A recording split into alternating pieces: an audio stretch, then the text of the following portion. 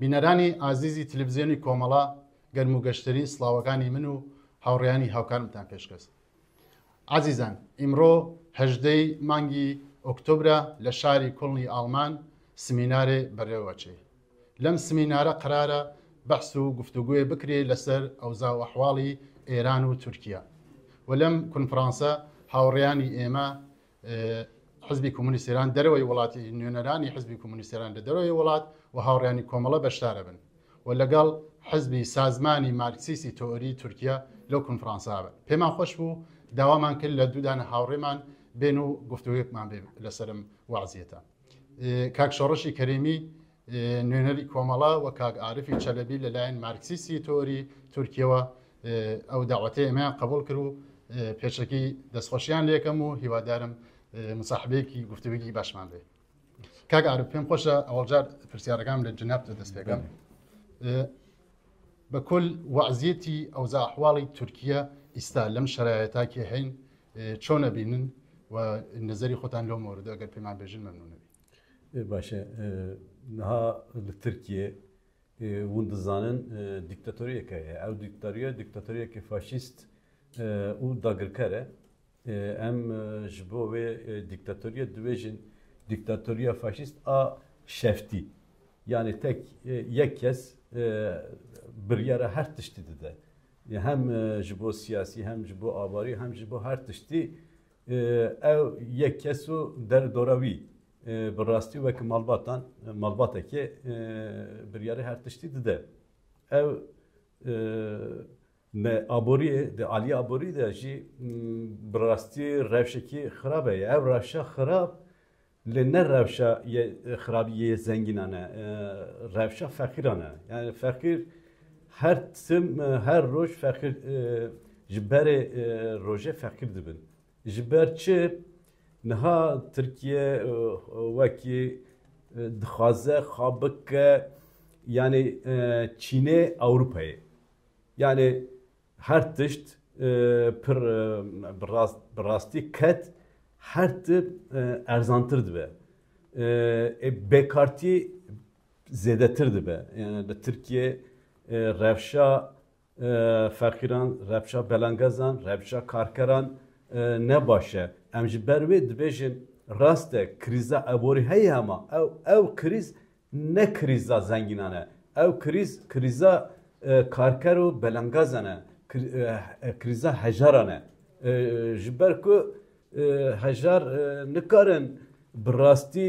şîr û goşt jî bikirin. Yani wîsa bûye niha li Tirkiye rewşa belengezan, karkeran wîsa ye. Li aliyê din bi rastî Tirkiye çawa ye bêjin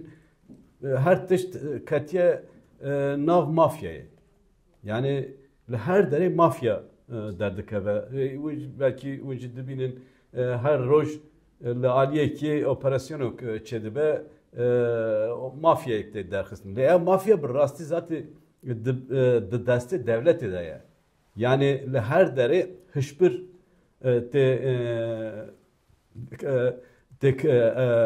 hişbir heye. Yani li her derê heye. Ji ku tê ji Kolombiya tê ji ku tê nizam derdoran tê tê be lîmanê Tirkan. Wîsa ye yani di nav civakê de rizî heye. Lê her tim li ser jinan rastî pir zordestî tê kirin li hember zordestî tê kirin lê bi rast e ew mêran ev zordatiyê dikin lê paş wan da devlet heye. Niha li ser wê jî dibêjin roja malbatê dibên yani roja aileyê wîsa tê kirin. Te ev li ser yani ev rewşa aborî û siyasî tenê ne ji bo yani ji bo belengezan ji bo karkeran xirabe ya bi rastî muhalefetê burjuwa jî nikare tiştekê bike. Kîkî dengê xwe bilind dike, kîkî dengê xwe derdike, kîkî muhalefetek dike hema davêjin hundirê. Niha şaredariyê İstanbolê berpirsiyar hêvî نهال قرتجه هدايا نتنى أو نتنى أو يعني بدهان كس شاردري برسيارن شاردري لأو كنا ده قرتجه هدانا قرتنا جبر شو قرتنا جبر كمعرفة نكن قرتنا ويسا أو ك ل وكيدن آزادي تنّه ناچاوتنه مثال تو توییتی دنویسی همه کلبچه دکنو داویجن دکن گرتیگه جبر چه سر چه سپاس تمولا پرسیارای ترمه لسروا باش لسروی حتما ساکن لسر وضعیت کردستان و وضعیت احزابی موجوده کردستان حتما تمولا دا پیم خوش لکاک شورشی پرسیارم هر شورش عارف جالو پرسیاره که وضعیت سیاسی ترکیه به همچنان اشاره کرد به مشکلاتی که اقتصادی بحرانایی که اقتصادی که ترکیه موجوده آیا تنیا بحرانی که امرو که کارب اشاره بگیر وکو بحران یا قیرانی که ترکیه تنیا مشکلات اقتصادی یا به عنوان مثال تانی اشاره کردن به زورگویی ترکیه که اگر قرار ولاتی ولاتی اروپایی بده عضو ناتو ترکیه له باجگیری خویا کا امتیازی خویا گری مخالفتی خویا کا آیا صرفا منظور مویه تنیا او بحران او قیرانه عبوری و اقتصادی یا اشتات نظریه اون به خوش بزنم لسر او وضعیت ترکیه طبعا من سلام هي لخدمتك كاك عارف وهروها كاك نظام وبينراني او برنامجها طبعا كيشيكي تانية اقتصادي نية بلام اقتصاد وكيشي معيشة وجياني او خلقا سرت هاي ترينشتا لهر كومالجيكا دولتي تركيا لواشتا يعني ناتوان بو ابويا بو درباز بون لوانا خبريك شهر حايق اقريتا بر كبش يك زور لوانا مثلا هز هاي سياسي شاب سوسياليست سازمان هاي بيشرو همو اوانه دبي دابا بلوسيني بيش هموشتي لبروا نارزايتي زور دبي لا او خلقه وان جا نارزايتي كان فقد مثلا شوسان نوي كريكاران ني شوسان نوي نتوهاي يعني نتوي كرده كالتركيا بونيان هي كشيكي زور دورو دريجه لاني كم بدريجاي دروزبوني دولة نتوال لو ناوچاندا كرد هميشه شري خوي كردوا ودولتي تركيا وكو باقي ولاتاني تر وكو ايران وكو عراق وكو انا همو خريكيه وبوك او مافيان لي زودك بويا انسان دتواني بلي كيشكه تنيا اقتصاد نيه بلام اقتصاد ربط بيادكاتو بويكا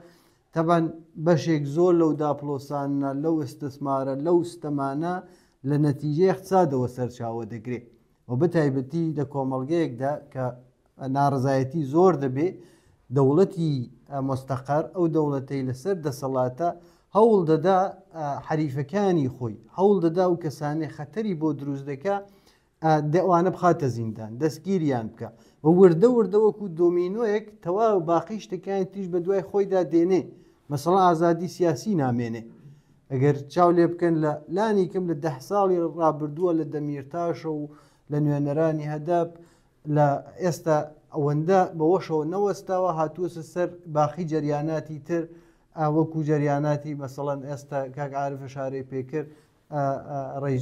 شارەداری ئەستانبول و ئەوانەی وا دەتوان خەتەرێک بۆ ئەردۆغان دروست بکەن بۆی کێشەکە زۆر لەوە زۆرتر دەچێت مەحدودکردنەوەی ئازادیەکانە فشار بۆ فعالینی سیاسیە پڕکردنی زیندانەکانە هەموو ئەوانە لە نەتیجەی ئەو وەزیەتەیە کە ئەردۆغان و بەتایبەتی سەرمایەداری ئەوە سەرمایەدارەکان لە تورکیا دروستیان کردووە ئەوە نەتیجە و بەحرانانێ هەم خۆتم کاک شۆڕش شارەتان بە وازنتی سیاسی منتەقە بەتایبەتی تورکیا کرد تورکیا جیا لەو بەحرانە اقتصادی و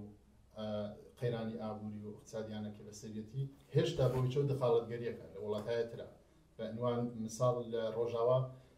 خەریکی دخالەتگەریە و ئەمەڵەن بەشێک لە ڕۆژاوا چەندین شاری ڕۆژاوای ئەشغاڵ کردووە داگیر کردووە بە هێز و بەچەک و مستەقیم و غێرە مستەقیم دفاع لە ئیسلام گراکانەکات تۆنڕەوەکان لە ڕۆژاوا پێم خۆشە نەزەری تۆ بیری تۆ بزانم لەسەر ڕۆژاوا و دخالەتگەری و تەرەفداری حمایەتی تورکیە لە ئیسلامگراکان لە ڕۆژاوا چییە و ئەمە چه خەتەرێ چه مشکڵی بۆ ناوچەکە بە تایبەتی خودی ڕۆژاوا چه مشکڵێکی هەیە بله نها Türkiye devleteki çavaya Türkiye devleteki dagırkere mitingere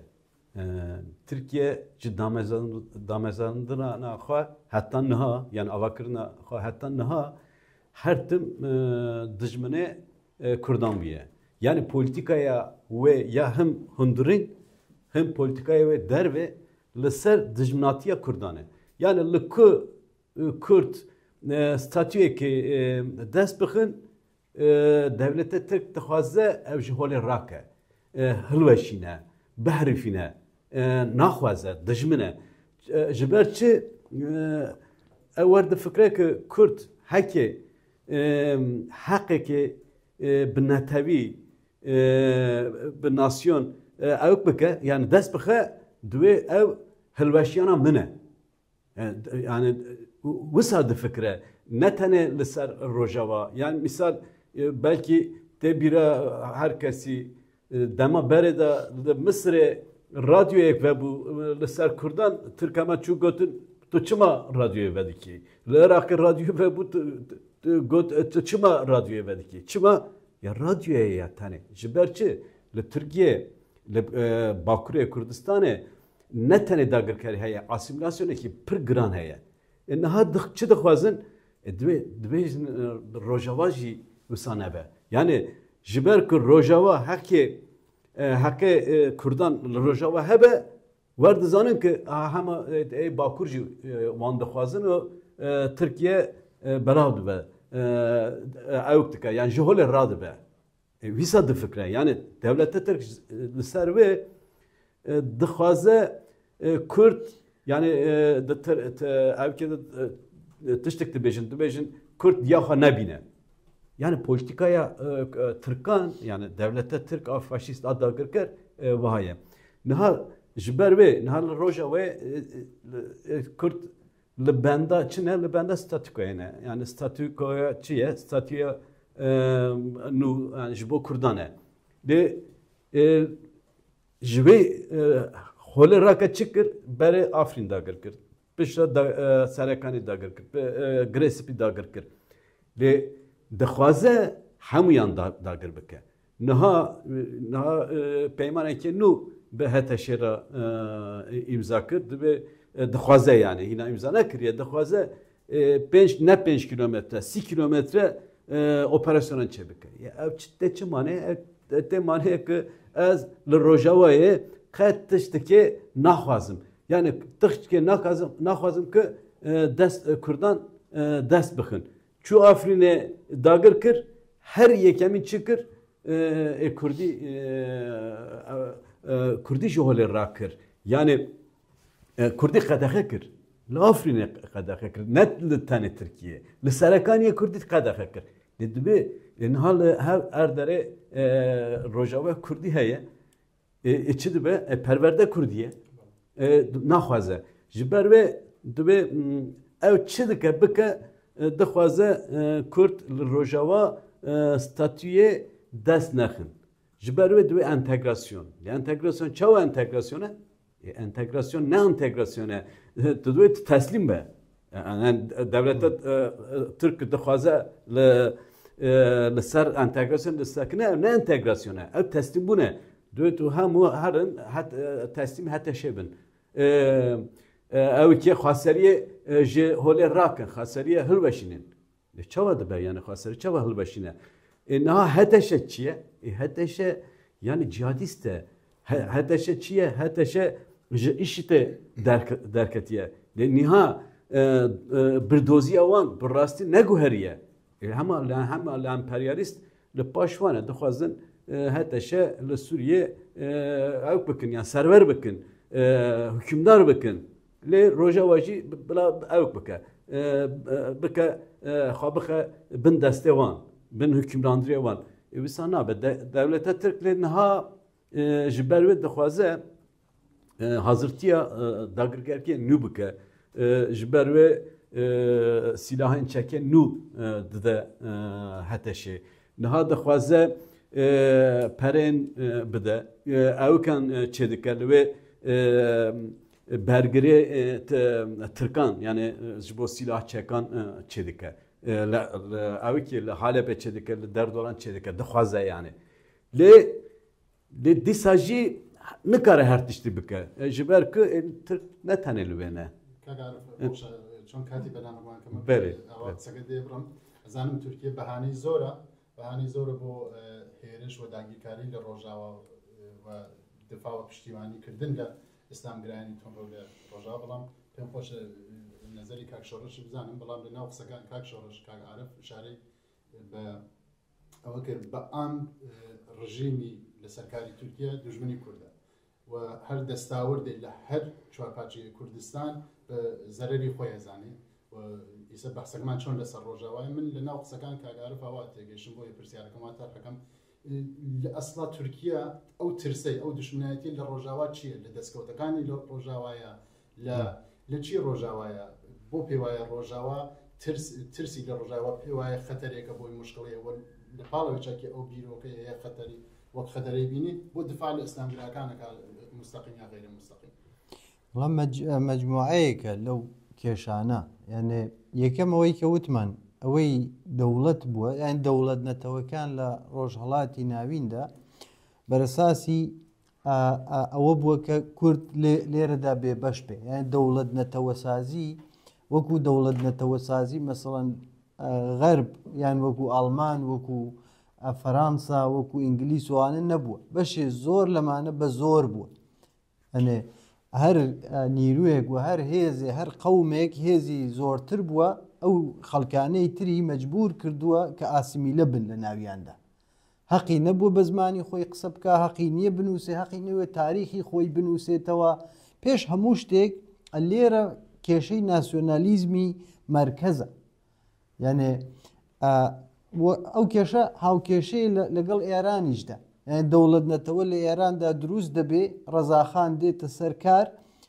حتا لیباس پۆشین و فەرهەنگ و زمان و هەمووانە قەدەغە دەکا یەک زمان بۆ ئاموزش لە نەزەردا دەگرن زمانی فارسیە ئەم هەمان شێوە لە تورکیا دیومانە بۆیە هەمیشە ئەو ترسیان ببووە کە ئەم ناسیۆنالیزمە داپڵۆسێنەرە لە قەرنی 21دا ئەو ئازادیانە بدا بەو نەتەوە یان بەو کەسانەی کە مافی خۆیانە بە زمانی دایکیان قسە بکرد بە زمانی بەرحاڵ ئەو جۆرە حەز دەکەن بژین وەکو ئینسانهایەکی ئازاد بۆیە لە هەر کوێ خەباتێک بووە بۆ ئازادی ئەم نەتەوە لە ژێر ئەم ستەم و فشارەدا تورکیا خۆی بە خاوەنی زانیوە یان خۆی بە خاوەنی کە سەرکوتیکە ئەگەرنا پێش هەموو شتێ ئەو مبارزاتی خەڵکی کورد بەڕاستی زۆر مەدەنی بووە یانێ دفاع لە پشتایەکی زۆر سەرەتایی کە خەڵکانێکی تر هەیەن خەڵکی مەسەڵەن تورک خەریکە بە زمانی خۆی قسە دەکا سیاسەتمەداری خۆی هەیە بەڵام ئێمە بەرحاڵ لەوانە لە دەورەیەکدا بە تایبەتی لە تورکیا قسەکردن بە زمانی دایکی خۆیان قەدەغە بووە یان لە حتا لە مەدرسە یەک کەلیمە ئیجازیان نەبوو دانش ئاموزەکان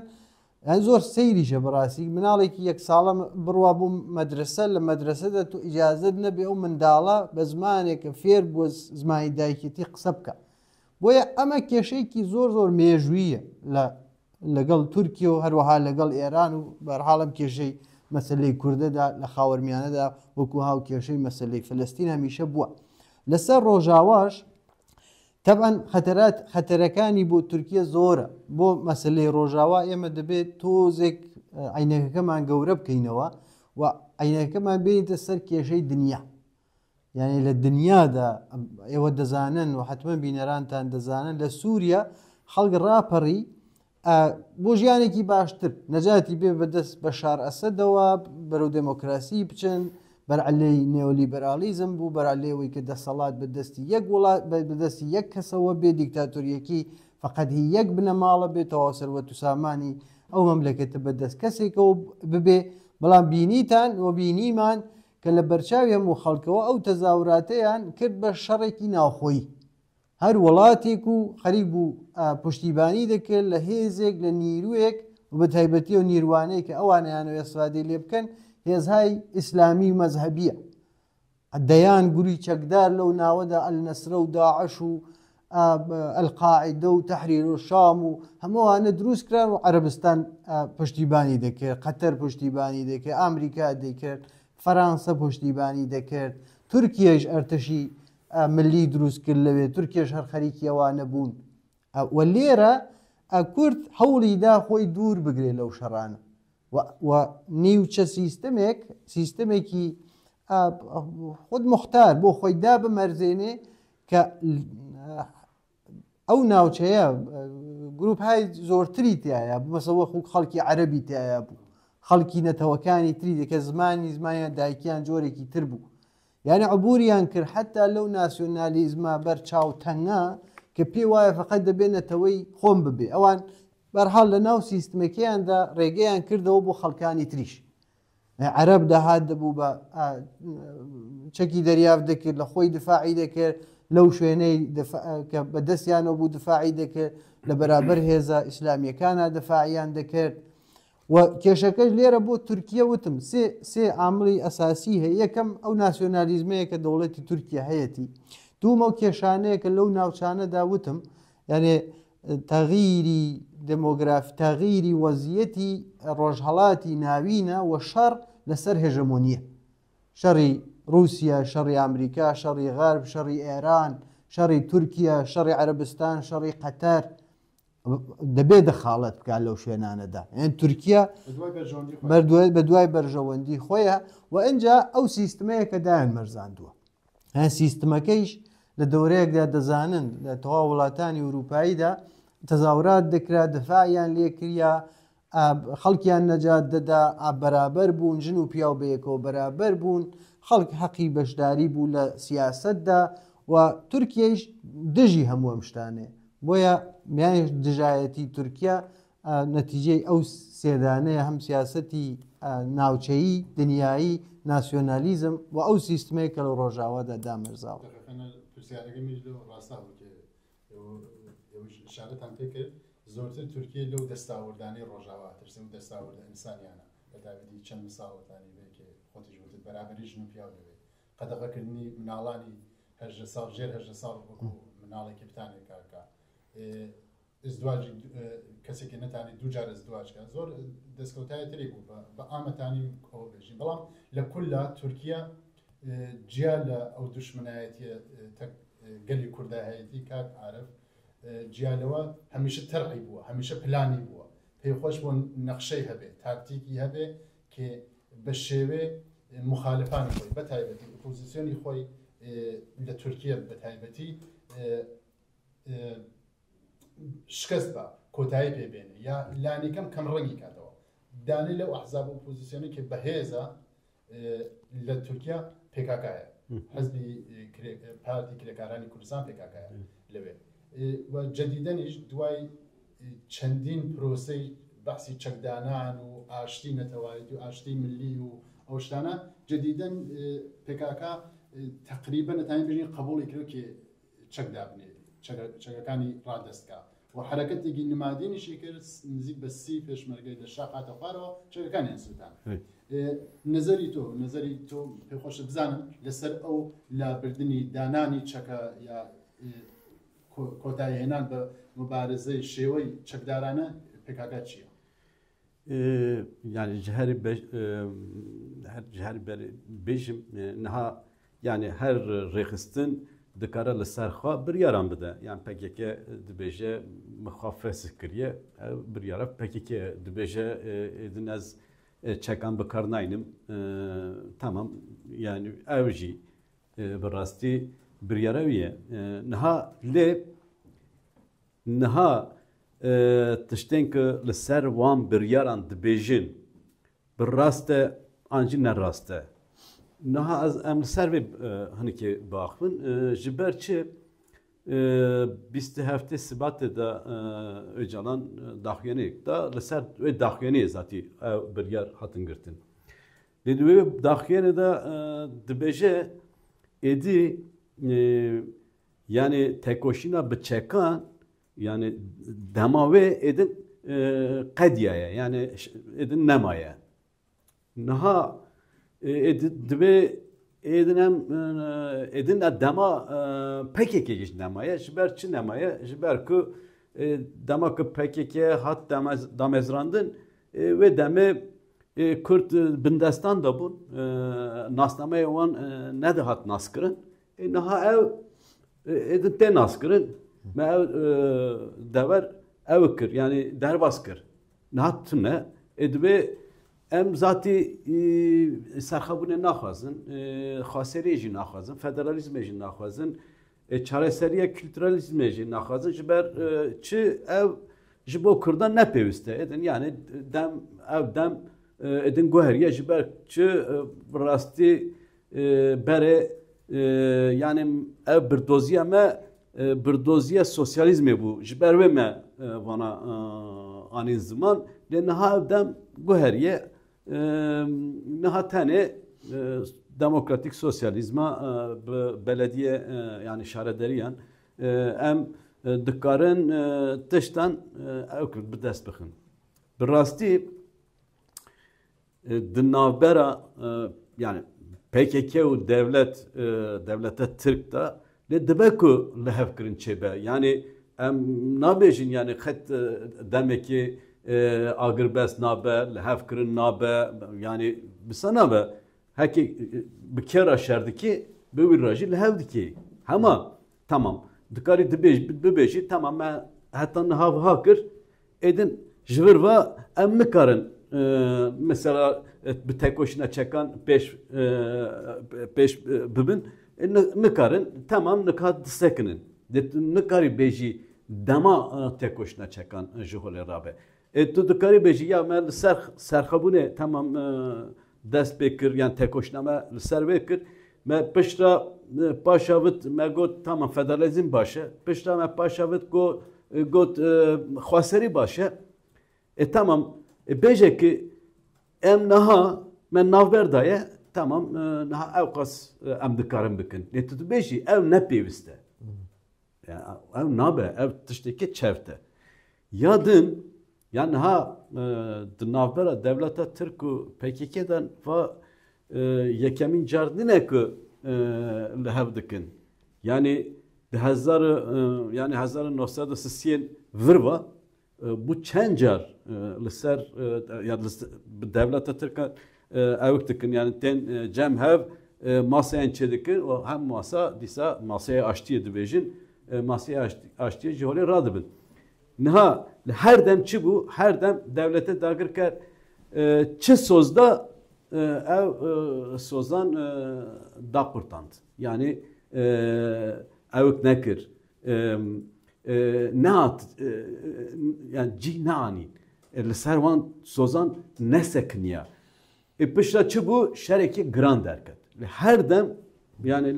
piştî her li hevtetine şerekî giran derket niha jî tamam PKK çek berda xwe fesih kir lê devlete Tirk gavek biçûk jî nabit yani tamam dikê de rast e ew mi goya ew biryara te ye tiştekê nabêjim dîsa jî ya niha girtîgehê de ew qas kesene 30 sal bi girtîgehê dane dîsa jî dema wan xilas biye dibêjî tu evek nebî tu poşman nebî ez te bernadim nexweş hene ew qas li girtîgehê de yek jî bernade ya ne tenê yani bernadê ji aliyê din niha ESP hîna du hefteh saldan ji bo ESP'yen yani bindestan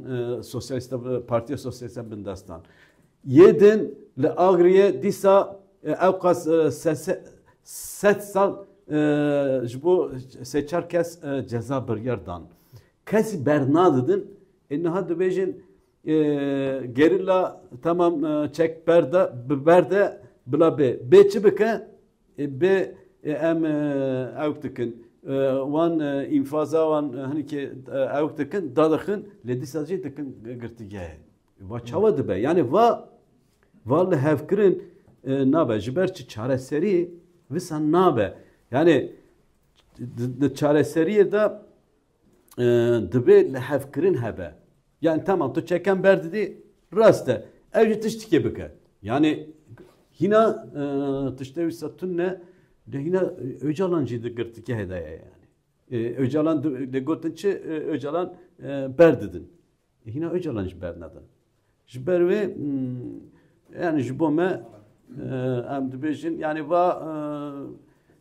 ne tiştikê baş e lê dîsa jî em her tim ji bo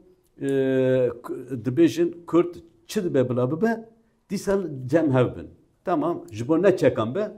lê ji bo da tekoşna demokratîk be tekoşna siyasî be tişt nabe yani em dîsa cem hevin li ba hevin lê dîsa jî ber katî کاتەکەمان زۆر کەمە بەڕاستی زۆرە لە بەرنامەیە کاک شەڕش ئەو پرسیارە من بە شێوێتر چۆن عارفی شارێ بە شتایەکی باش کرد بە تایبەتی هەر حزبێ هەر لایەنێ حەقی خۆی بڕیار لەسەر چارەنووسی خۆی بدا بەڵام حساسیەتێکی لەناو قسەکان کاگارپیژا بوو جیا لە گۆڕینی بیرۆکەی خۆی استراتژی خۆی لەکاکە لە چەند مەقتەعە ئەم جارە حساسیەتەکە بەشێکیژی ڕۆژاوایە بەشێکی لەسەر چارەنووسی نزیکەی بە قەڵ قسەکرێ 20,000 نیروی گریلایە پێشمەرگەیە گریلایە لە قەندی لە شاخە ئەمە حساسیەتەکە زۆرە نەزەری تۆم پێخۆشت بزانم بیرۆڕای تۆ چیە لەسەر کولەن ئەم تەرحی ئەم بەحسی چەکدانان یا چەک ڕاماڵی یا چەکدانان ڕاماڵینەوە شتێکی زۆر ئەمە شتبای بەڵام لەسەر چەکدانانی تورکیا پێکاکە چییە ئەم تەرحە کولەن ئایا بە تەوتەعەیە زانی یا چۆن حقیقەتیەوەیە بیان ئێمە زۆر جار قسەمان کردووە دانیشتن ڕێکەوتن هەمووە نەقانونی هەیە وەکو چۆن شەڕ دەست پێ دەکەی یانێژی شەڕ دەکەم لەگەڵ دەسەڵاتێک چەک هەڵدەگری ڕوو بە خەڵک قسە دەکەی فەراخان دەدەی دەبێت تەوزیحی ئەوەش بدەیت بۆ خەڵکەکەت کە چۆن هەڵی دەوەشێنیتەوە ڕێکخراوەکەت چۆن چەک دادەنی بێ ئەوەی کە مەسەلەن دوژمنەکەت کە دەوڵەتی تورکیایە و ئەردوغانە هیچ هەنگاوی هاتوێتە بەرەوە یعنێ فرتری ئەو نەقدانەی کە لەو دەورەیەدا بوو هەڵدەگەڕێتەوە بۆ مەسەلەیە لە بینی مەسەلەن ئێستا لە بینی حەماس و ئیسرائیلدا شەڕە نێوانگەری هەیە لە بینی وڵاتاندا یعنی قەتەر هەیە دێ قسە دەکە عەرەبستان هەیە تورکیە هەیە دەوڵەتی ئیسرائیل هەیە دێن لەبەرەوەی کە بزانن کام لەو هێزانە ئاتەش بەسەکەی یان ئاتەش بەسەکە ناپارێزێ یان تەوافقێک دەکەن نەهادهای بینەملەلی دێن لەوێدا دەمەرزێن ئەو کاتە ئەو هێزە کە پەکەکە بێ یا هەر هێزێکی تر دەگا بە ئامانجهایەک وەو ئامانجا لەبەرەوەی ئەتمادە بە دەوڵەتی تورکیە نییە کە ئەوانە بپارێزێ هێزێکی تر هەیە کە منفعەتێکی لەوانە چاوی لەوانەیە ئەگەر خەتایەک دەکا ئەیکێشێتە مەسەڵەن دادگاهای بینەملەلی مەحکومی دەکا یان لەوە دەردەکەوێت کە چەندە ئەو دەوڵەتە پایبەند بۆ قەرارانەی کە دەیدا ئەمەی لێرە هەیە بە نسبەتی پەکەکە و دەوڵەتی تورکیە بە نەزەری من پێم وان نەبێ سەرکەوتوو بێ لەبەرەوە ئەساسەن معلوم نییە لەسەر چی ڕێکەوتوو یعنی هەرچی هەیە وە چەندین جارەمە ئەوەڵین جاریش نییە مەسەلەن تۆ دی ڕێکخراوەکەت هەڵدەوەشێنیتەوە تۆ دی هێزی چەکدارت نامێنێ ئێستا بەناو بێ یا بە هەرچی کردوتە و لە مقابڵە چیت دەستکەوتووە مەسەڵەن تۆ ئەکسەری ڕەهبەرانت لە زینداندایە نەتەنیا وەیسە کاگارەوتی نەتەنیا لە زینداندایە بەشێ زۆر لە خەڵکی تری فعالی مەدەنی هەر لەو کاتەدا خەریکن دەگیرێن چەندین هەزار خەڵکی مەسەڵەن کوردستان و خەڵکی مەدەنی و فعالی سیاسی لە زینداندایە ئێستش هیچ کام و ئەنجا ئەردۆغانیش نەهاتووە هیچ قەولێک بدە یعنی بێژە مجموعی قەول دەدەم ڕسمەن کە ئەو کارانە دەکەم ئەمە تەوافقێکە لە بینیم هێزانەدا کراوە و نەهایەتەن بۆیە هەر بە دلیلی ئەم شتانە لە نەزەری ئێمەوە شتێکی منطقی نییە منطقی بە نەزەر ناگا و نەهایەتەن دەوڵەتی ئەردۆغانیش بە پێی ئەو تەجروبەی کە هەمومان دەزانین چۆنە حتا ئەگەر تەوافقێکی ژێربەژێریش کرا بێ پایبەند نابێ پێ و نهایەتەنیش جگە لەو بانگەشانەیەش کە دەکرێت دەوڵەتی تورکیا دموکراتیک بکەینەوە بە نەزەری من کەس ناتوانێت ئەردۆغان دموکراتیک بکاتەوە. ئەردۆغان یا دەبێت شۆڕشێکی جەماوەری بەرپا بکەی دەسەڵاتەکەی لێبسێنیتەوە یا نەهایەتەن ڕێگەیەک ببینیتەوە گەرنە بڕۆی لەگەڵ ئەردۆغانە ڕێکەوی ناتوانێت بگەی بە کۆمەڵگەیەکی دموکراتیک ڕێگەکە هەڵەیە و ناتبە لەوانەیە ببی بە هاوکاری بەڵام بەرحاڵ هێزێکی شۆڕژگێر ناتوانێت باوەڕی بەوە ببێ کە کەسێکی وەکو ئەردۆغان کە جەنایەتی کردووە بەڕاستی چەندین جار لە حەقی خەڵکی کوردستانە مەسەلەن ئەو دەتوانێت بۆ ئێمە دموکراسی دامەزیاد کۆمەڵگەمان بۆ دموکراتیک بکاتەوە. بۆشن کاتمان کەمەوە بۆیە مەجبورم بێمە سەر یەک دوو پرسیارترتان لەکەم لەسەر وازیەتی ئێران بە تایبەتی. وازیەتی ئێران هەروە خۆتان ئەزانن تقریبا لەم چەندین مانگ ئاخرا سێ چوار مانگی ئاخرا شەڕێکی 12 ڕۆژە ڕوویدا ئیسرائیل هێرشی کرد سەر ئێران ئیسا حەقانیەتەکەی یان ناحەقەکەی ئەوەمە دایانم بۆ ئێوە بەحسەکە بەڵام کولەن پێم خۆش بزانم وازیەت و شرایەتی ئێران لەم موقعێتاکی تایە چ لە لەحازی ئابووریەوە لە لەحازی سیاسی و نەتەوەیەوە چۆنێ بینن بەرەو کام مەسیر ئەڕوا بەرەو کوێ ئەڕوا بەرەو لاوازی ئەڕوا یا چۆنە بێت باشە من باشتر دەزانن لە ئیرانێ یان ڕەوشە هەم ئابووری هەم سیاسی هەر دچە لاوازتر دەبێت ji ber çi niha li Îranê zatî aboriyekî yan qeyran heye li ser aboriyê li ev qeyran niha zêdetir dibe ji ber çi niha li ambargayekî nû hem Yekîtiya Ewropayê hem Amerîka ew kir xistmeriyetê niha li ser yani Ewropayê çawa ye yani ser patrol gazê ye tabi evki aboriye İran'ı xiraptırdık. Net yani net tane devleti xiraptırdık. Xalkeci xiraptırdık. Nihal İran'ı bekarti rastî zedeye bekartiye nav gencan da nav civanan da pır zedeye yani hinkesti bejin mesela enki mezun bune üniversiteyen yani mekteben jur ji çili pênc bekarın nizam rasten misal dibêjin enflasyonê İranê resmiyetê ji sedî çili pênc e ama ên hinkes dibêjin ji sedî şeş de enflasyon pir giran e pir giran e ve girantir dibe wîsaya girantir dibe lê aliyê din niha servere hükümdarên İranê ev jî yani wekî Tirkiye dest yekî daye azadî tune li ser jinan ewk bandora yani zordatî berdam dike hin ewk bû li pişt raperina jina Mahsin Amînî ama li dîsa jî ew ji holên ranebû ji ber wê laliyê din ez bêjim li niha emperyalistan û İsraîl tev daye dixwaze çi İranê ji holê rake yani devlete İranê wek niha sistemê İranê niha hilweşne heta niha wan dixwast yani reform çebikin reform hinekê biguherînin niha çi dibêjin an teslîmî mebin an jî hilweşin yani niha bi rastî ev şere berê yani 12 roj berdewam kir yani hinekê şerekî giran bû hema ne ew qas mezin bû herkes niha çawa bêjim ceriband yani xwe ceriband lê niha dibêjin İran hilweşin ji ber çi yani İran ne tenê İranê hilweşînin ku dor bê Çînê niha evkî emperyalistan wiha ye ji ber wê li İran'e ez bawer dikim yani piştî ambargoyan niha Amerika û İsrail, Fransa, İngiltere çeken herî giran anîne rojnata nawarast ya da rojnata navîn de ji bo çi anîne ji bo İranê anîne ji bo çi anîne ji ber wê yani dibe êriş çêbikin li ser vê êriş çê dibe revşa niha rast êriş çê dibe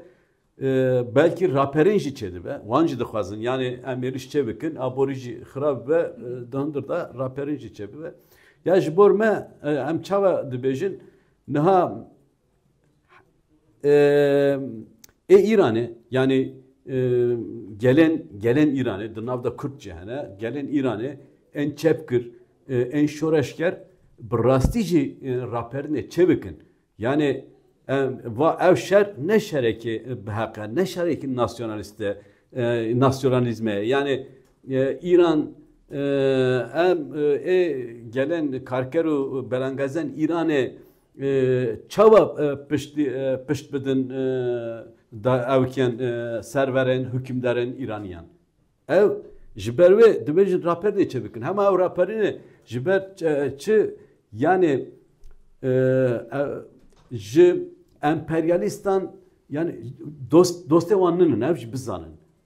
ne li aliyê emperyalistan bibin ne jî aliyê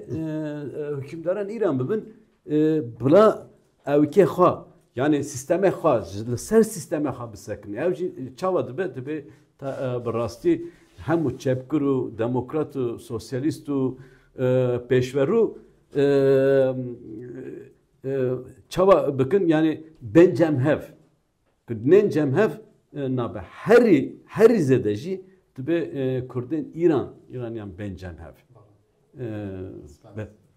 هەڕە شەڕش عارف ئشارەی بە شتێکی باش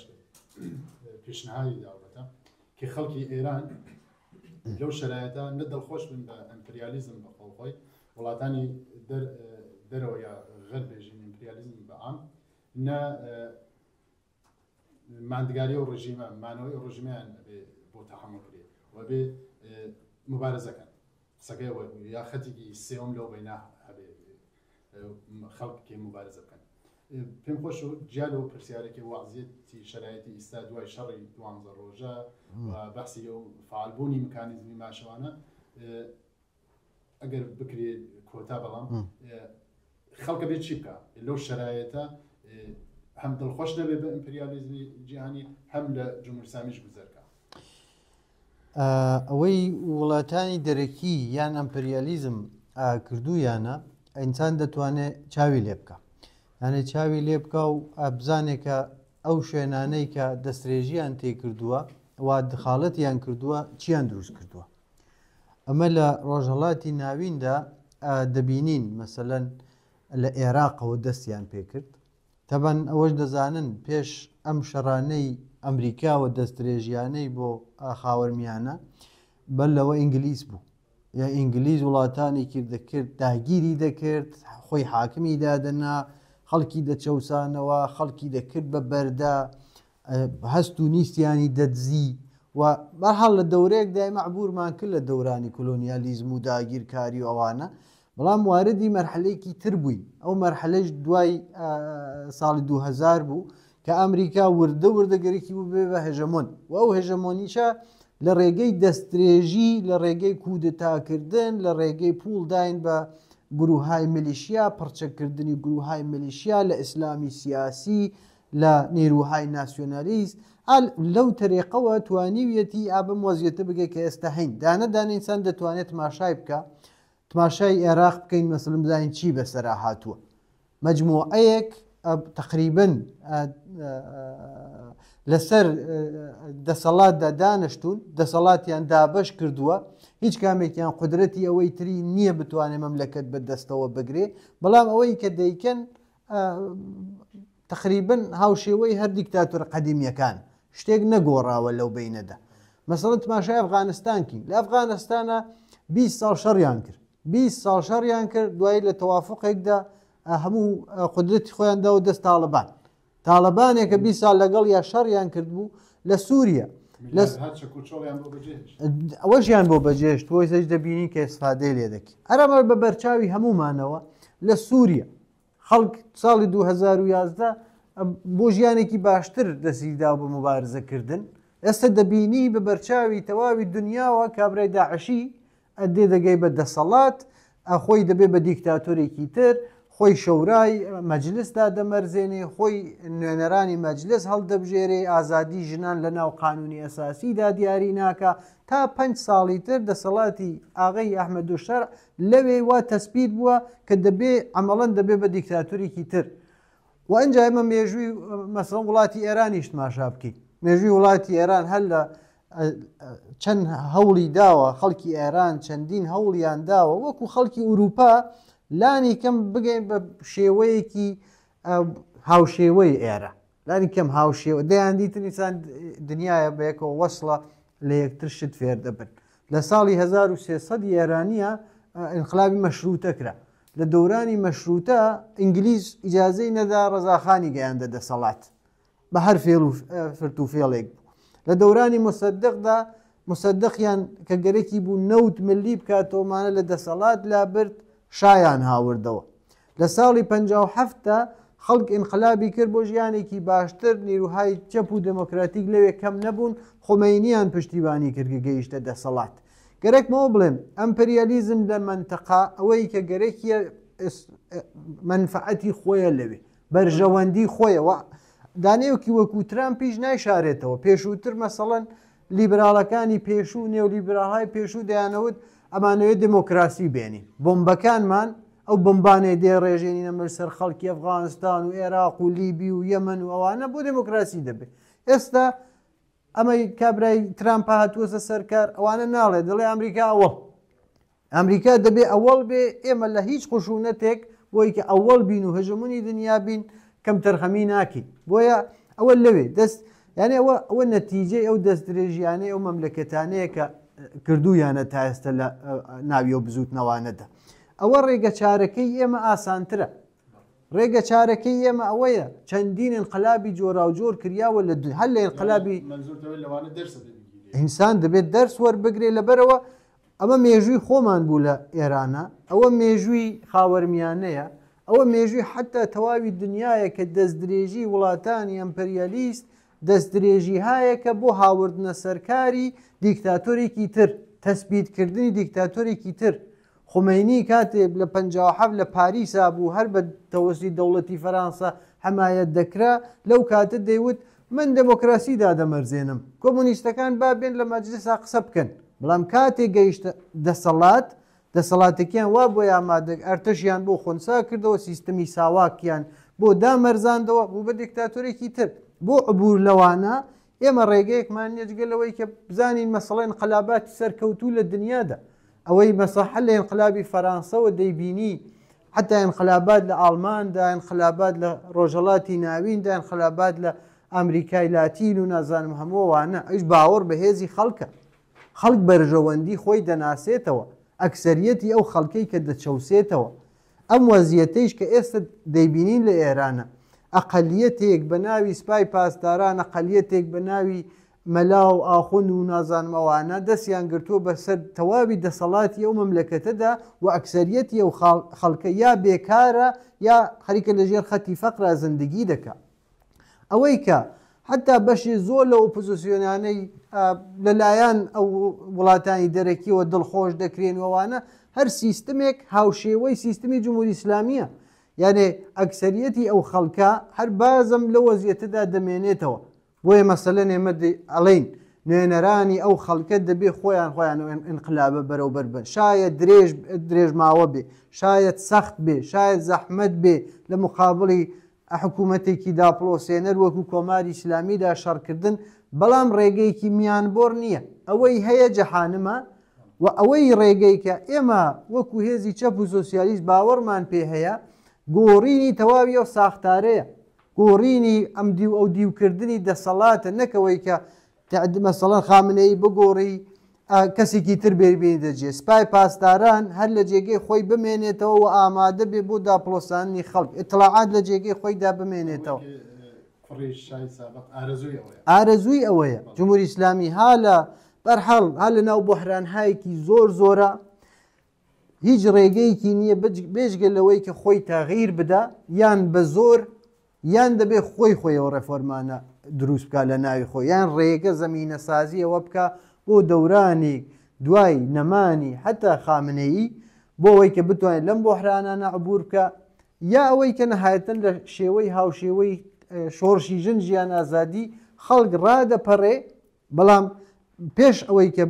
بگەین بە مەرحەلەی ڕووخانی کۆماری ئیسلامی لێرەدا ئەو تێوریەی چەپەکانە کە دەبێ ئەو هێزیان دروست کرد بێ هێزێک کە بتوانێت بڕوا کۆماری ئیسلامی بڕوخێنێ و دانیشێ لە سەررجەیەکێ و نوێنەری خەڵک بێ کاکشەڕ بۆشن کاتمان زۆر کەمە نەفەری دوو دێقەتانم کاتتان پێ بم پرسیارێکتان یەکەم بۆ هەردووتان دیارە کۆنفرانس بەرگوزارکردن ئتراعە مشتەرەکدان بە یەکەوە ئەحزابی چەپ و کۆمونیست تورکیا کوردستان یا ئێران بێژین باشە خراپ نییە کاری مشتەرەکە حسابێ بەڵام ئایمڕۆ نیروهای چەپ و کۆمونیست چە لە کوردستانە تورکیا ئێران هاوکاریەکانی نەبێت چه ئاستاوێکی بتانێت دەستاوردێکی بێ بتانێت ڕێگە هەلێکی ئەمەڵی نیشانی خەڵک بدا یەکێ دوو دقیقە ئەگەر ئەو پرسیارە مشتەرەکەن جوابەنەوە بله اینها کمه دم دیساجی تشتان بیشم نه چوای مساوی هیا رفرمیستا ایران دبیجه ادین ام نکارم بر رفرم ایران بگوهرنن ادین دماوی قدیایه لترکیه جوسایه لإيران جوسایه ام دبینن براستی شورش در روجوه دایه یعنی نه پر پیش میه هما ام دبینن ایران bu چند جاران راپرین دردکه ل ترکیه bu چند جاران راپرین دردکه ev qast eşere çekdar li Türkiye hebu hinaji heye yani li ser ve dve em her tim ittifaqê çekin ji ber çi yani dünya ne tane ji bo zenginan ne tane ji bo sermayedaran piçuke ji bo şoreşkeran jî piçuke Nahan Nepal'e şoreş derket pişra li Faset şoreş derket pişra Madagaskar'e şoreş derket anaha li Peru'ye şoreş heye şoreşe civanane ji ber çi dünya birastî ji bo karkeran ji bo civanan ji bo şoreşkeran jî piçuke dibe hema birastî em bêjin dünyayê komünistan mixabin piçuke yani vana nabînin dibe ittifaka çebikin yani ittifak ne tane gotu beşkirine ittifaka internasyonalist hebe li nav Kurdan da ya ev ne ittifaka internasyonaliste em Kurdan komünistin li tamam Kurdan komünistin ne Kurd kirne çar perçe li em çima çar perçe ne bu numune faal Rojava ki ahzab şebeke komünist berasi li Avrupa faal bun ve taniyan havkari hay amali bele kakşarun nazar kota baş زۆر باشە من پێشکیەوە بڵێم ئەوەی لە ڕۆژهەڵاتی ناویندا بەتایبەتی لە ڕۆژهەڵاتی ناویندا هەیە کێشەی ناسیۆنالیزمە ناسیۆنالیزمی مەسەڵەن تورک ناسیۆنالیزمی عەرەب ناسیۆنالیزمی کورد هەموو ئەوانە بە یەکەوە مەشغوڵن و لە سەتحی ناوخۆیە وڵاتانەدا ئەوەی دەسەڵاتدارە خەریکە لێ مەنفەعەت دەبا و لە سەتحی سەرەوە وڵاتانی ڕۆژاوایی لەو کێشە و شەڕی مەزهەبی و ناسیۆنالیستیە خێر دەبن بۆ کۆنتترۆلی دنیا چارەیەک نییە بجگە لەوەی کە ئینسانەکان ئەنتەرناسیۆنالیست بن بڕۆنەوە بگەڕێنەوە بۆ سەر باوەڕی ئەوەی کە هەمومان ئینسانی لەم کورەی زەویەدا بۆ هەموو ئینسانێ ئاو نان و جێگە هەیە و دەبێ بەشدار بن بۆ دەبێ مەجموعەیە کەس ملیارد ها دلار پولیان ببێ بەڵام لە عینی حاڵە خەڵک نان نەبێ ئاو نەبێ بیخوا بۆیە ئێمەش لەو منتەقەدا کە خەریکین لێ مبارزە دەکەین لە ناو تورکیەدا لە ناو ئێراندا لە ناو عێراقدا دەبێ یانێ دەورانی شۆڕش بە نەزەری من دووبارە دێتەوە چۆن سەرمایەداری ناتوانێت جواب بداتەوە بە حەلیە و بۆحرانانە خەریکە دنیا نابود دەکا بە محیتی زیست نابود دەکا فەقر زیاد دەکا شەڕ زیاد دەکا نابەرابەری زیاد دەکا بۆیە دەبێت چەپەکان یەکتر بگرنەوە هێزەکانیان دوو بەرابەر دەبێتەوە دەوری ئەو ناسیۆنالیزمە و کەوتنەگیانی یەکترە دەدەنەوە و ئێمە بۆ خۆمان دێرمەسەوە ساڵانێکە بێکەوە ڕابتەمان هەیە لەگەڵ ئەو نیروە چەپ و کۆمۆنیستانی تورکیەدا دەبێت ئەو هێزانە زۆرتر بەیەکەوە کار بکەن بەیەکەوە زۆرتر دەخیل بن و هەوڵ بدەن ڕێکخراوەیەکی گەورەتر دروست بکەن نەتەنیا لە بینی